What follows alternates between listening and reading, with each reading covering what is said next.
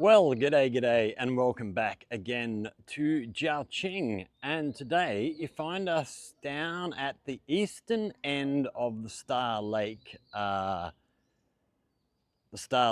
tourist area. And we are on this sort of water area with trees coming up out of the water. It's absolutely amazing area. But we've actually come here for a reason. We're going to talk a little bit about something that's been in the news a lot for the last, well, few years at least. We're going to talk a little bit about, let's just straighten this camera a fraction. That looks a bit better. We're going to talk a little bit about Xinjiang province, or Xinjiang Autonomous Region, as I think it's more properly called. It's not actually a province. And we're sort of going to talk about this. I wasn't really going to broach this subject at this time because I am planning, hopefully next year, to actually get over to Xinjiang and actually go and have a look for myself. But a couple of videos, there's been a few comments about Xinjiang. Nothing negative, it's all been pretty good. But I've also seen a couple of videos recently online from various people covering this subject, and I thought I'd put in my 2 cents worth. I'm not going to get too much into the actual politics of Xinjiang. I'm just going to sort of tell you what I believe and why I believe what I believe, I guess. So before we get into it, we need a little bit of history.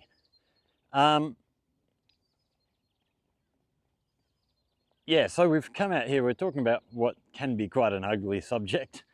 So we've come out here to just try and make it a little bit more pleasant. So Xinjiang province is basically right up the northwestern end of China, and borders places like Pakistan, Afghanistan, I think Turkmenistan, lots of stans, very Muslim part of the world. And from 1990 until, when was it, 2016, they had thousands of terrorist attacks. Separatists, people who want to leave China, become their own country and stuff. But from what I understand, that is a very, very vocal minority. It's not really a consensus of the people of Xinjiang. So, you know, when you don't have a majority opinion, you sort of have to resort to terrorism and stuff. So that's where they go. So yeah, there was lots of terrorist attacks through Xinjiang. Many people killed, including the Muslim population. They were all sort of, everybody was targeted.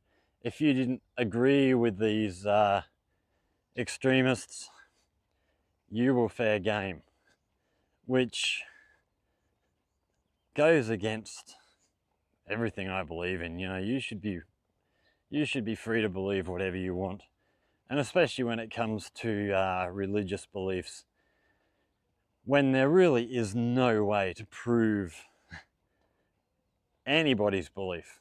I mean, I've always been a firm believer. You know, you look at Christianity, there's, I don't even know how many sects of Christianity, but thousands.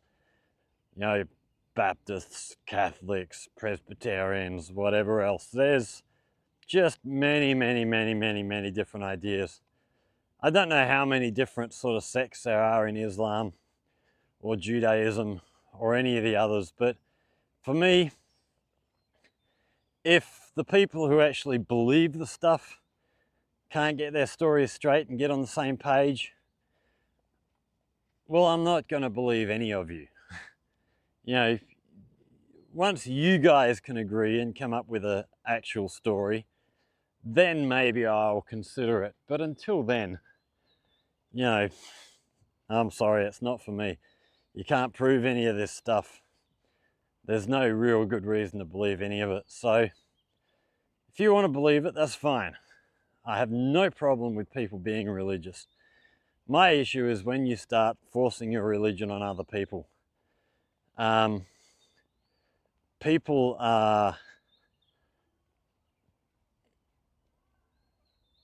sort of preaching out in the street is bad enough. I remember seeing a video, an American guy who had gone to Australia, and I think this happened in Brisbane, and he was trying to preach to people on the train or on the bus. No, I think it was on the train. And he rather rudely, deservedly rudely, got told where to go in a very Australian fashion, using language that I won't use on YouTube because it'll probably get me banned or in trouble. But you know, that's bad enough. You know, doing that sort of stuff in public, trying to push your stuff on other people.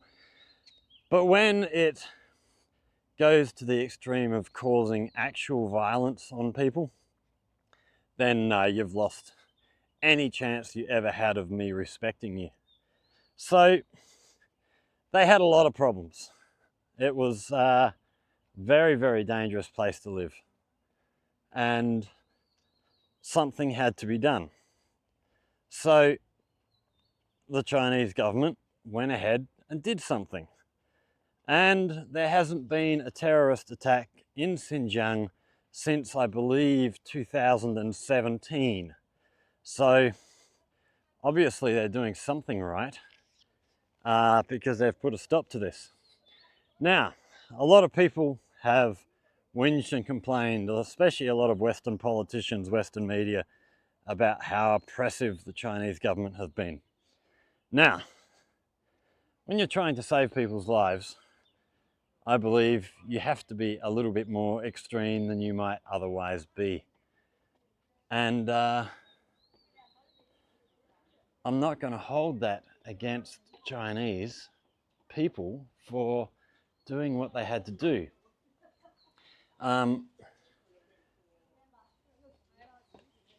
You know, they were in a dangerous situation and it had to be done. So they did it. Now, I've just lost my train of thought momentarily looking over at these mountains here. They do look absolutely stunning. It's an absolutely beautiful area. We're heading over this way. We actually want to finish over here. I think there's a heap of statues down there I was going to take you and show you. So yeah, the Chinese government did what they had to do to stop the terrorism. And they clamped down very, very hard on things. And it was effective. As I say, they haven't had a terrorist attack for a long time. And hopefully they won't have any more at all, because, you know, terrorism is no good for anybody in my mind. So I wanted to sort of, I don't want to get too far into the weeds on the actual politics and stuff behind this. I want to focus more on my beliefs and what I believe from what I've heard from various sources. So first of all, we get the accusation that the Chinese have been overly heavy-handed, arresting innocent people, all this sort of stuff. Which, did this happen? Probably. I'm not going to say it didn't, because I have absolutely no doubt that it's highly likely that some wrong people were arrested. But I also have no doubt, I mean, I've been in China long enough and I've seen things, I've spoken to a lot of people. I also have no doubt that as soon as these people's names were cleared, they were released, probably given compensation as well, and taken care of. You know, China being a very communal society, if people had wrong done by them, people would want to help them out. And it's just the way people are here. It's a very, very, I don't know, very beautiful sort of way of the world. So, were wrong people arrested? Yes. Now, the main country that pushes all this stuff is America. American media, American politicians. England and Australia tend to follow them pretty closely. Which puts me to the other side. How many innocent people were arrested, mistreated, tortured, and killed in Iraq and Afghanistan during the time we were over there? I would say thousands, if not tens of thousands. So, does America have the right to criticize China? Interesting question. I'm sort of in two minds on this. I would say sort of, yes, they do. Anybody should be open to criticism anytime. But with their record, I think you still should call it out. But at the same time, they should be admitting their own faults. Look at these carvings in the wall here. It's just absolutely beautiful. Such a beautiful area. If you come to Jiaqing, this is a absolute must-see place. So, you know, yes, I'm sure wrong people were arrested. We have a couple of people down here doing some artwork. Doing some, looks like ink painting. We've got another one up here ahead of us. So, yeah, there were wrong people arrested, I have no doubt. I'm sure they weren't perfect. Like everybody else, the Chinese people are human. And they make mistakes, no question. So, yes, wrong people were arrested. A couple of the other things that you hear is the Uyghur people are being, well, one, they're trying to ethnically cleanse or genocide the Uyghur people. Well, from what I've seen, that's simply not true. I remember one story I heard from, there's a guy, I think he's a German guy, but I'm not sure. A guy called Adrian Zenz, puts out a lot of stuff. And one of the things that he put out was claims that IUDs, so birth control, I don't actually know what an IUD is, but it's something to do with birth control, apparently were being fitted at 800 plus per capita per year. So 800 per person, which is what per capita means, per year. Now, if you break the population down, let's say half and half, male and female, that puts it up to 1,600 for every woman in Xinjiang, if the population's 50-50, which is pretty ridiculous in itself. But then you cut that back down again, you come down a little bit further. Child rearing age women, or child bearing age women, that's got to cut it in half again. So, you know, you're looking at each of these women having between 4 and 8 surgeries per year, not per year, per day, to fit these IUDs, which is just ridiculous. Wow, we have this huge big rock in the middle of the island here. I don't know what's happened. Around here, they used to have a heap of statues. They've all disappeared.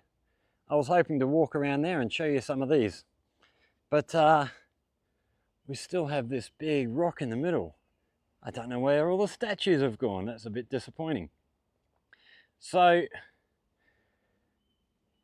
So yeah, with these women having between 4 and 8 surgeries per day, you got to wonder exactly when do they have time to do all this slave labor stuff. Now, I also know people that have traveled to Xinjiang, both Chinese, and I know a couple of foreigners who have been to Xinjiang. In terms of the Uyghur culture, they tell me it's everywhere. There's people everywhere wearing Uyghur traditional clothing, speaking the Uyghur language, taking part in religious ceremonies at mosques several times a day. You know, it's all still happening as it has happened for thousands of years. So I'm more likely to believe people that I know and people who I trust than I am anybody else. So one of the other arguments people make is they're trying to decimate the cultural stuff, so like the language. They don't teach the Uyghur language in schools, they only teach Mandarin. Well, yeah, they learn their Uyghur language. Well, probably Uyghur languages. I would assume that different regions have different languages, much the same as here in Jiaqing.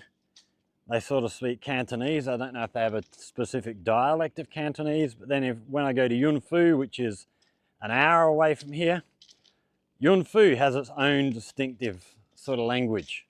So I'm sure there's probably languages all through the Uyghur region, and they can't teach them all in schools. So they learn their sort of mother language at home, with friends, in the community. You know, that's where you learn that stuff. And then at school, they teach them Mandarin. Now, why teach them Mandarin? Why not teach them the Uyghur language? Well, because they are, like it or not, they are part of China. And for them to be able to interact with the rest of China, to do business with the rest of China, they have to. We have an Oriental Zen forest. Let's go have a look at that. For them to be able to be a part of the rest of China, they have to speak a similar language. It's the same thing here. You know, when I go to Yunfu, young Emily, every time I go to Yunfu, young Emily teaches me a couple of the Yunfu words, which are different from, you know, Cantonese or Mandarin. She doesn't learn that stuff at school. She learns it at home. She learns it probably largely from her grandparents, I think, more even than from her parents. Although I'd have to check. I'd have to ask her about that. They don't learn it in school. They learn Mandarin in school. I'm not sure if they learn Cantonese in school here as well, being that Cantonese is such a big language in this area, but I'm not sure. I'd have to check.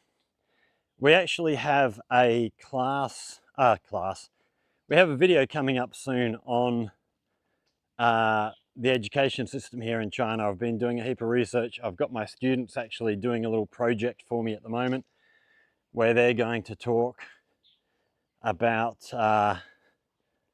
their experiences in school, and then I'm going to go through, listen to their stories, and put together some stuff so we can, we had somebody ask about the education system. So that's one thing I will definitely try and include in that video is what language do they learn in different parts of China. So the other thing that people like to talk about is the slave labor thing, which again, I've seen no evidence for it. And from what I've seen and what I've heard, the economy in Xinjiang, well, was getting much, much better until they started sanctioning things, and now they can't sell solar panels and cotton and whatever else. Aluminium, I hear, is the latest one. There's rocks sticking out of the wall here. This is absolutely stunning. So yeah, they keep putting all these sanctions on Xinjiang for all these things that have never been proven, never been shown to be true. And they simply don't give any evidence for anything. And when you look, I remember hearing media reports back when I was coming to China, and they were always saying that, you know, there is slave labor in Xinjiang and forced labor and all this stuff. And over time, the language has changed. The latest things that I've been hearing is it's possible there's forced labor. There might be forced labor. There's a chance there's forced labor. You know, it's all become very, very wishy-washy language because they realize, I think, that they have no evidence, and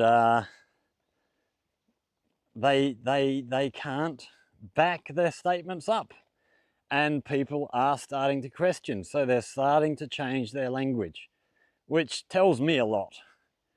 You know, in my mind, they know that they are wrong, and they know that it's not an argument they can win. So they're changing their language to might, possible.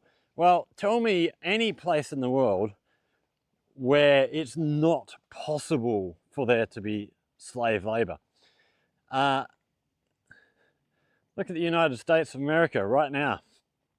The prison system all being privatized.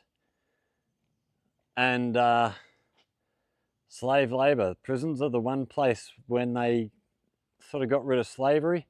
It's the one place where they didn't get rid of slavery.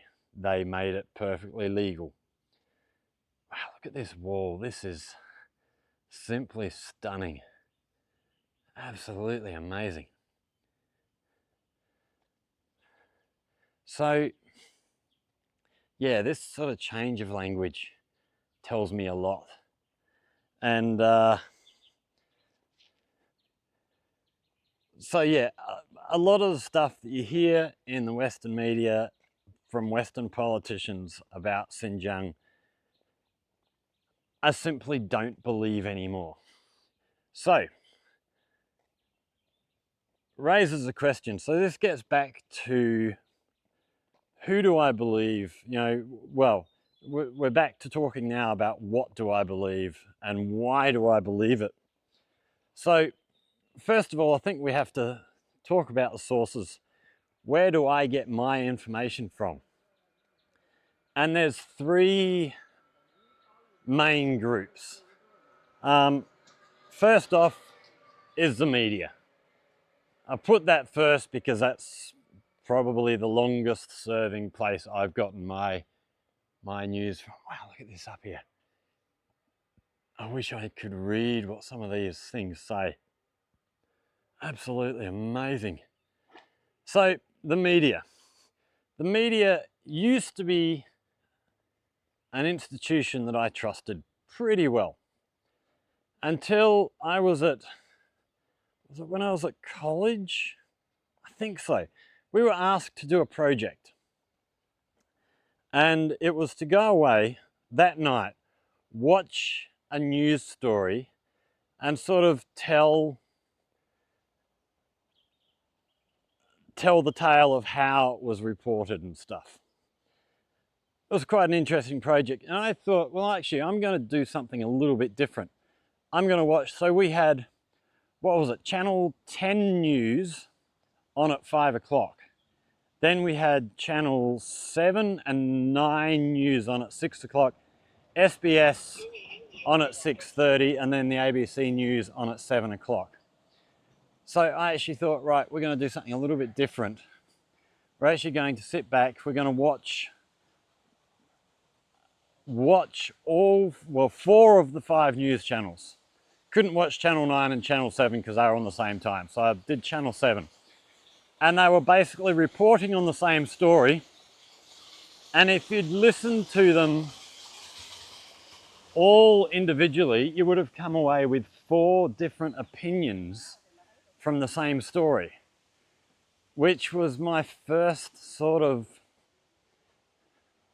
feeling of doubt that started creeping in regarding how accurate and how honest these organizations are. It was my first real look at bias in the news. I hadn't really thought about that before. And that opened my eyes a bit. But then coming to China, I've seen news reports and they're telling us things that are happening here in China. And I look around me and I go, well, no, that's not right. You are not being honest. It's, you know, if you're going to be in the news business, you should at least have an obligation to be honest and tell the whole story, not just part of a story. So one example of that was when COVID started, I saw a news report from, I can't remember, it was one of the American news stations, MSNBC or CNN or Fox, I can't remember. But they showed a clip of a person walking down the street and a like big armored police car comes racing up behind this person, comes to a stop. 4 fully kitted out, you know, body armor wearing police jumped out, grabbed this person. Can't remember if it was a male or a female. I've forgotten which way it went. But dragged this person into the back of the police van and off they went. They were gone. And there were these reports saying this is how they're treating, you know, COVID people in China. Which, yeah, it was a great story. Got plenty of headlines. I'm sure it made people sit up and watch and take notice. Problem with that story was I actually saw that video not long after I arrived in China. What had actually happened was this person that was arrested, and I can't remember the story 100%, they were either on drugs or they had mental issues, or maybe both. I can't remember exactly. But they had stabbed 3 or 4 people in a shopping centre or in a shopping mall or somewhere. And so yeah, the police had come in, this person was carrying a knife, the police had come in with full body armour, arrested them, which is perfectly reasonable to my mind. Another one was a story about tanks out in the street during COVID. I think that was something to do with the banks were apparently all going out of business and we're all going to shut down. Again, never happened. The banks are all still doing fine. So it never happened. But you know, they were saying that there's all these tanks out protecting the banks from a possible run on the banks. No, never happened. This was a military parade in quite a small town somewhere over, I think it's over near Shanghai somewhere, in that sort of region, the eastern sort of end of China. Happens every year. I think it's a sort of commemoration thing to do with World War II and the Japanese and stuff taking over. Or maybe it's to do with them finally kicking the Japanese out. I'm not entirely sure. But the story that was given was totally false. Another one. There was a video which I'm going to link a couple of videos and a couple of articles down below for you to have a read through and a look at. In one of the videos from Lee Barrett, he shows a clip where there was a Uyghur woman who was living, I don't know, in America, I think, was claiming all this stuff had happened to her. And because they didn't actually have her on camera, they actually used her passport. You know, they had a passport with her photo and stuff up on the screen so people could sort of get an idea of who they were listening to. And on the passport, the only thing that was blanked out was the renewal date, or the date of issue of this passport.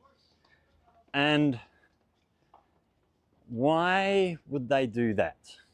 Well, it turns out that this woman was claiming she had been imprisoned by the Chinese authorities. Turns out the time that she was claiming she was imprisoned, that was when her passport was renewed. Now, I don't know about you, but if you're going to claim that the Chinese government is all authoritarian and very hardline and stuff, do you really think they would give someone who's in prison, who's a dissident, who they apparently want to genocide, do you really think they'd give that person a passport? Personally, I wouldn't have thought so. So, there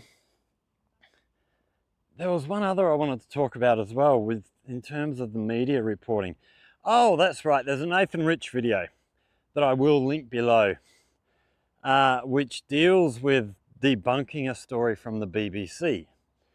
There was apparently some violence outside the Manchester Chinese consulate, and the BBC reported it all as the Chinese security being heavy-handed and rah-rah, and it got soundly debunked. I strongly urge you to go and watch that video. It gives you a very, very good idea on how the media can twist things this way. And it's a very, very good video. And the BBC, because of the amount of views that Nathan Rich got and the amount of response that the BBC got, they actually had to come out later and change their story. I don't know if they ever actually properly apologized, but they bloody should have done. So yeah, there's a lot of examples of the media simply lying. So I don't believe the media anymore. Who else do I believe or not believe? Other YouTubers. Now, we did a video a little while ago of the YouTubers I follow. Do I trust them all? No. Well, yes and no. Partly yes, because they're speaking from their experience, a lot of them. The videos where they're basically just doing tourist stuff and showing where they are and what's happening and stuff, I tend to trust them pretty well because they're just showing you what they're seeing. Those talking more about political issues, like Jerry's take on China. Do I trust him? Generally, yes. In fact, I don't think I've ever seen a video from him that I would disagree with him on. Maybe some personal views on things like the death penalty. Maybe we might have differences there, but I'm not sure. I don't know that we would. But I trust him because he links his sources. Everything he says is backed up, which, you know, for me, that says a lot. There are plenty of YouTubers out there saying stuff about China which is very, very non-complimentary. Let's just get this tripod down so that I can turn this camera around. Yeah, these people, like the two guys I've mentioned before. Okay, turn you up. No, turn the tracking off. Yeah, these two guys I've mentioned before. Well, one American, one South African. If you know who they are, you know who they are. They never back their things up with actual evidence. They just make wild ass claims. Pretty disgusting people. So yeah, people who back up their claims, I'm more inclined to believe because I can go and sort things out.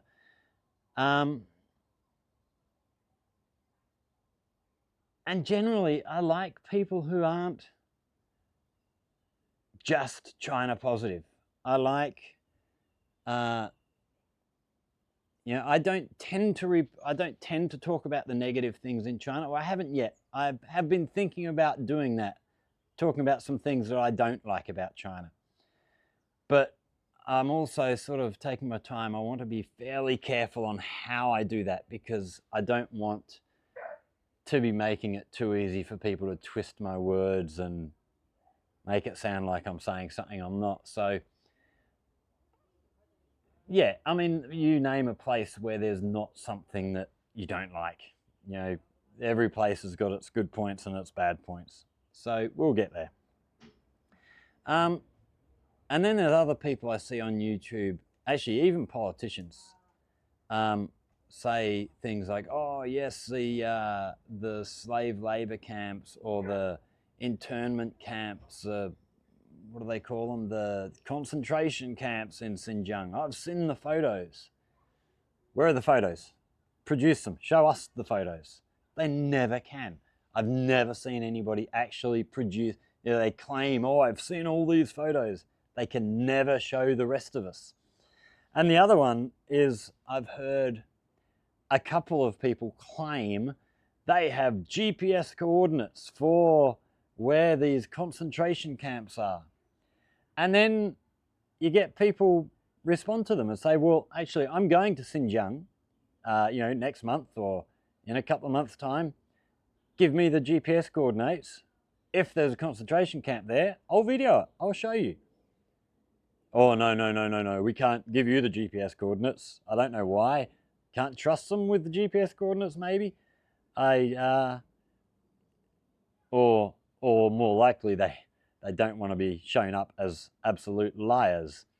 So, yeah,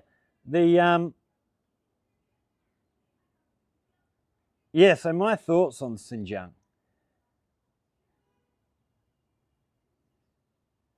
So like I've mentioned before, this year I'm really focusing on film equipment, editing stuff, getting myself set up for making videos so I can get better over time. Hopefully by the end of this year, I'll have myself set up. I'm looking for a new camera because this filming on my phone, it's no good. I want better than this. So we're actually very close to buying the new Pocket 3 from DJI. New 360 camera coming out very soon. Actually, no, it just came out overnight, I think. The new Insta360 X4, which I'm going to be purchasing as well. And we need a new drone. Once I've got them sorted out, we're going to start traveling more and doing things more further afield. And Xinjiang is one of the first places I actually want to go. So we'll be going there. So, you know, if you know someone who's got the GPS coordinates, send them to me.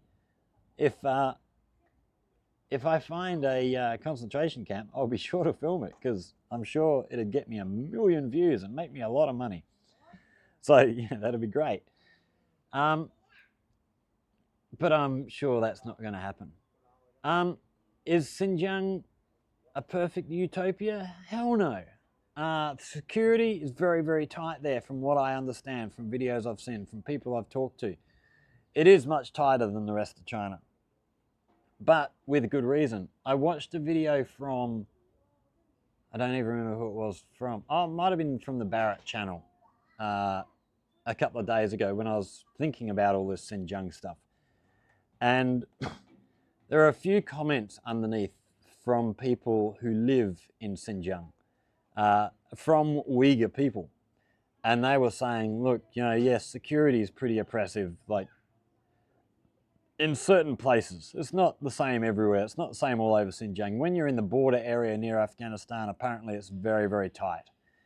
But they say at the same time, we actually feel free because we're not worried about dying. We're not worried about being blown up, about our families being killed. You know, so it's give and take. If you want security, sometimes you've got to give up a little bit to be safer. Just ask the Americans who want to fly on a plane since 9/11. You know, security getting on a plane now is much, much harder than it used to be. Are you going to complain about that? Well, actually, a lot of people do complain about that, but I think also a lot of people don't want to be blown out of the sky, so they're not going to complain too much. So yeah, Xinjiang, I'm looking forward to getting there one of these days, hopefully next year, and bringing that to you actually in person. This isn't a topic I was really going to touch on until I could go there myself, but there were enough comments under a few different videos that I thought, no, we'll do. And then I've been, so yeah, I was reading through comments, ran into a number of comments about Xinjiang. Most of them were pretty good comments, nothing really stupid and negative. And then I've just happened to catch a couple of videos over the last week on YouTube about Xinjiang. And I've been thinking about it for the last few days, and it's been in my mind rotating around. So I thought, no, we'll go and have a talk about it. This is actually my, what are we, fourth take of making this video. I went and made one. I forgot a lot of stuff that I was going to talk about. Went and made another one, wasn't happy with it. Went and made another one yesterday, was sort of happy with it, but there are a couple of things I didn't like, so we've done this one. Yeah, the one we did yesterday was just like this, you staring at my face, and I thought, nah, I'm not happy with that. I want to actually go somewhere where we can show you around, give you a little look around the place, and while we talk about this subject. I'm really disappointed. That island over there that we went to, where they used to have lots of statues. I think there was 1,000 statues in rings around that big rock in the middle, and they're gone. I don't know what's happened there. We'll try and find out. But yeah, I'm looking forward to going to Xinjiang and actually having a look for myself, because I've seen other people talk about it. You know, Jerry's Take on China, he cycled through Xinjiang. Who's the other guy? Munez Diaz something. I think he's a Colombian guy, and I've forgotten his name. Go back through the book. He's here somewhere. Where is he? Fernando Munoz Bernal. He's done a lot of traveling through Xinjiang as well, and it looks like the most amazing place. I mean, I don't know much about the Islamic religion. Like I say, I'm not a religious person, but I am fascinated by religion. I think religion tells us a lot about our histories and our cultures and where we come from. You know, they are an important part of our history, so they are fascinating, and I would love to go there and learn more about the Islamic thing in Xinjiang. And go and have a look at some of the countryside. There's some beautiful scenery. For people saying that, you know, you can't go to Xinjiang, well, apparently they had a couple of 100 million tourists went to Xinjiang last year alone. Xinjiang, also being an autonomous region, has open borders with a couple of places. Like they have special regions where people can come over from the neighboring countries and actually trade and stuff. So, you know, a lot of people coming into Xinjiang. So, yeah, don't believe all you hear. So, I don't know that I have much more to say. If you are from Xinjiang and you've managed to watch through me talk about your place of residence for this long, hit us up in the comment section. Tell us what life is actually like there, because, yeah, it's always interesting. If I've got anything wrong, let me know. Tell me. You know, I'm not afraid of being corrected. If you've liked the video, hit that like button. Subscribe to the channel to see more. Share with friends. If you have any questions, comments, hit us up down in the comment section. If you have any topics you'd like me to cover, like I say, we've got one coming up very soon. Actually, we're probably going to do 3 or 4 videos on the education system. We're actually going to have a sit-down talk about the education system in China, how it works. And then I'm trying to arrange with schools to actually go in and have a look at a kindergarten, go and have a look through a primary school, middle school, high school. So they'll be upcoming. Yeah, so if you've got a topic you'd like to see me cover, something you'd like to learn about, whether it's the cultural stuff, the history stuff, political stuff. Another video that we're looking at, the 12345 telephone system. I mentioned that in an earlier video, and Frankel at our school mentioned that he'd watched the video and he said, "Oh, you were talking about the 12345. I said, "Yeah." And he said, "Well, a really good friend of mine actually works in the 12345 building here in Jiaqing. So somebody asked me to do a video on the 1, 2, 3, 4, 5 and sort of talk about that a bit more. So not only are we going to talk about it, hopefully we're going to actually be able to go inside and actually see it working and hopefully talk to some of the people in there. So that'd be really good. So keep an eye out for that one. So get yourself subscribed. So yeah, that comes from someone else's comment. So if you've got something you'd like to learn, hit us up in the comment section, let us know. That's it for now. We're going to say goodbye there. We're at 45 minutes. I think that's enough of you listening to my voice drone on and on. So yeah, stay safe everybody, take care, and we will see you all in the next one. Cheers.